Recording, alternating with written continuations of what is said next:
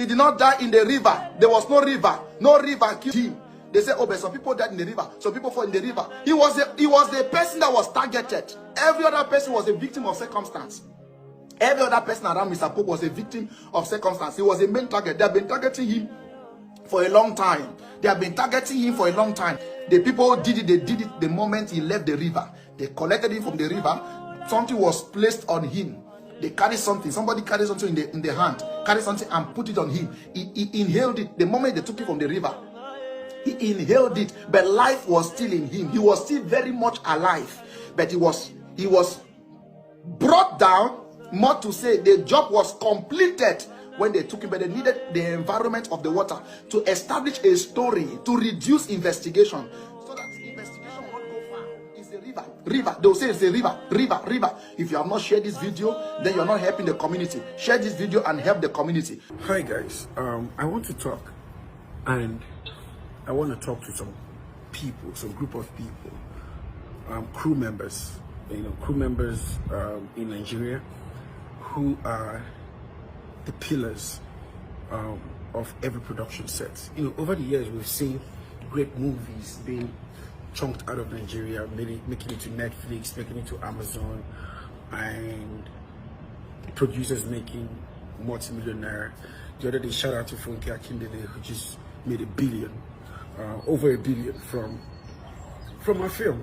But in all honesty, there is no filmmaker in the world, including myself, that would say crew, camera guys, sound guys, to the runners. The runners are like the list of a production production crew arm.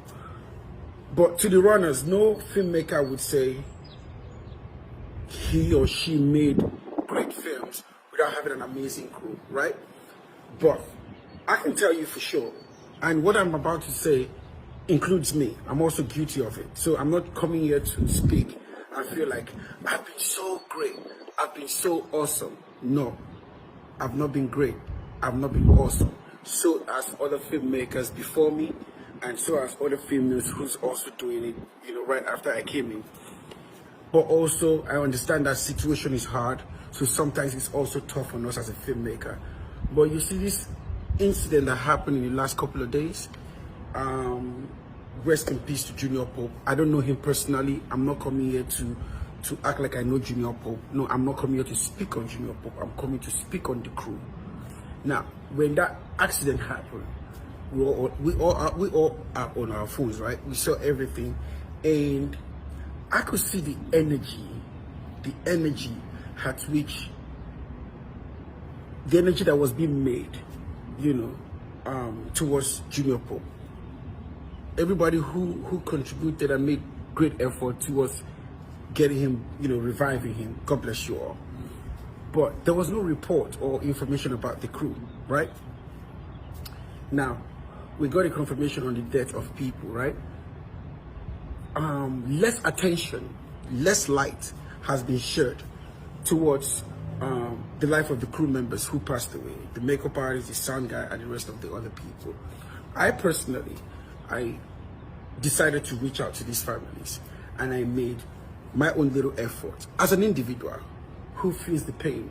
In fact, it struck me when I saw on Linda Ikeji's post that the makeup artist was buried because the parents could not afford 150,000 naira to pay for an ambulance. That might be right information or wrong, but that hurt me. That's when I said, you know what, maybe I should do something, right? And I did. I contacted my friend who knows the Linda people, because crew members are not part of Actors Guild. So the truth is, the Actors Guild will do nothing for crew members. Honestly, I don't think it's their job. Maybe I'm wrong. They can quote me rightly, yeah? There's an Actors Guild of Nigeria. So they're probably doing everything to see that Junior Pope gets the best rights towards his burial, which is great. But nobody has said anything about the crew. Before we know, boom, boom, boom, boom, boom, boom. Makeup artist is buried, soundman is buried, this person. So like, what's going on? And reaching out to a friend who knows the Linda, and I said, I'm trying to get across to the crew people, because I see that Linda has been constantly posting a lot of things about shedding light about this situation. In fact, majority of the things I know about the incident I got from Linda Ikeji's blog or her Instagram page. So I reached out to them. I said, please, if you can help me find these families, I'd like to support them. They didn't charge me for the post. I didn't pay nothing, and they did. People reached out to me, families reached out to me, and I made donations to them. And it was only right that I go back to her and say, based on what you've done with your platform, this is what I've been able to do. Thank you. But I still need to reach more people, right? So if you can reach the rest of the crew people, let me know. And that's that. So I'm going to leave that there. But what I'm actually here to say is, what actually really broke my heart the more is when I was speaking to the families of these crew members that has died. It's so sad that these crew members that died in this accident, they're literally, most of them are like literally the breadwinners of their family. So they're literally like working hard to take care of the family. Like for instance, the story of the makeup artist, she was training two of her, younger ones in the university. I applaud her. I salute her. I told the parents, I said, I have friends, me and my friends who will take up the school expenses of your kids. And we've paid the new school fees. And until they graduate, we will keep supporting them, right? But the truth is, I have a question. Where is the organization, or the organization, or the system, or the body that has been created to protect crew members? What is being done for them? Because, crew members are the first to get on set, and they are the last to get out.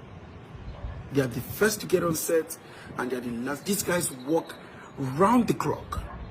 So if there's an organization that is in charge of these crew guys, I want to say you guys need to do a better job at protecting your people. But I'm not an Asaba director. I've never been to Asaba in my life, right? When I was in Nigeria filming, I have never filmed in Asaba. I've never worked in Asaba, the actor. Shout out to everything they do. But the truth is, from the guys in Asaba, the crew guys in Asaba, to the guys in Lagos doing the cinema films or the big screen films and all the non-Asaba filmmakers or crew members, you guys need to come together and create a system. If there is none, if there is one, that system needs to act better, do better in protecting the lives of the crew, of your members.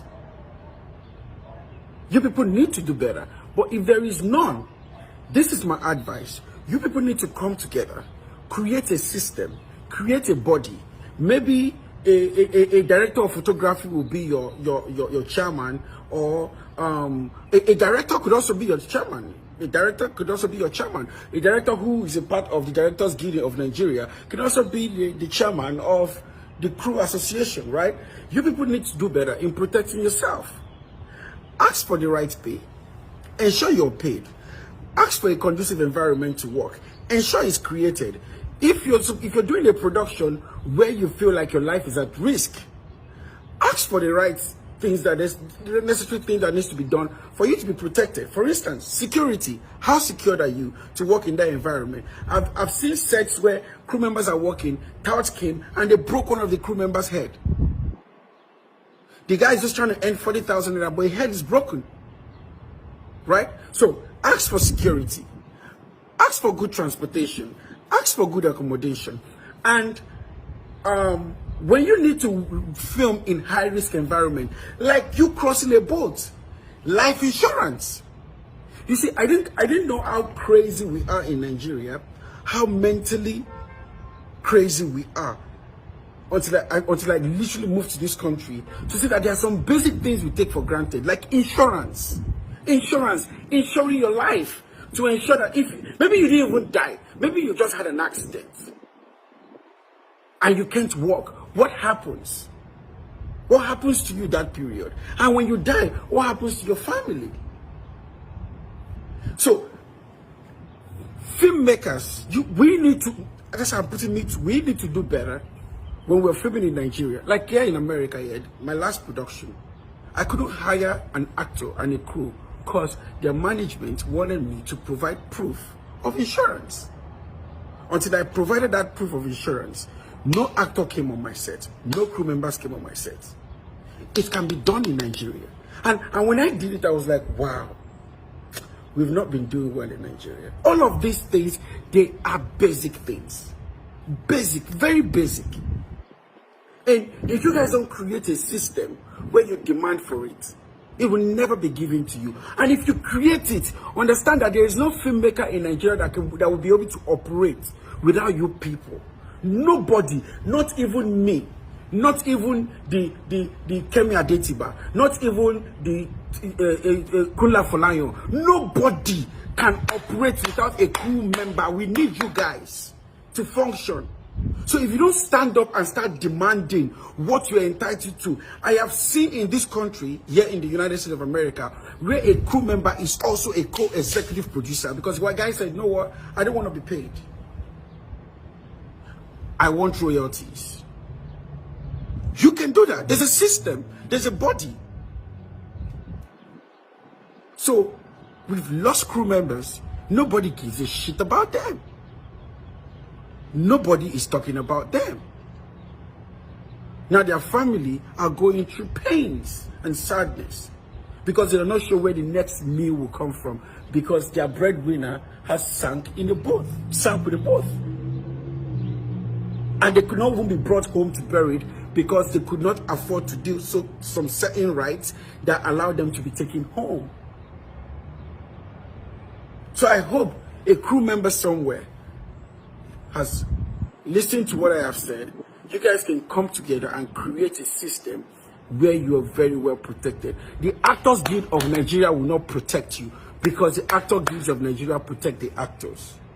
The Directors Guild of Nigeria will not protect you because the Directors Guild of Nigeria protects the directors. The truth is, I don't even know how if those guys are actually functioning. But I've seen the Actors Guild coming every day to try and raise money for their people. Okay, at least they are functioning. They try to raise money. So who is raising money for you? Crew people. Who is helping you? Who is putting your story out there? Who is fighting for you? You cameraman, you sound man, you light man, you director of photography. Who is fighting for you? Create that system, and you guys need to come together and put your foot on the ground. Then write an official letter to the Directors Guild. Write an official letter to the Actors Guild and the Producers Guild. Let them know that you have formed an association. This association has a rule and regulation that each production company or individual or group of people must abide to in order to hire a crew member in the Federal Republic of Nigeria. And start demanding for it. Go to the right body in Nigeria and register yourself. Then you're also protected by the Federal Republic of Nigeria. Until you do that, dear crew members, nobody, the entire system of the Nigerian film production will not give a shit about you. You will continue getting underpaid.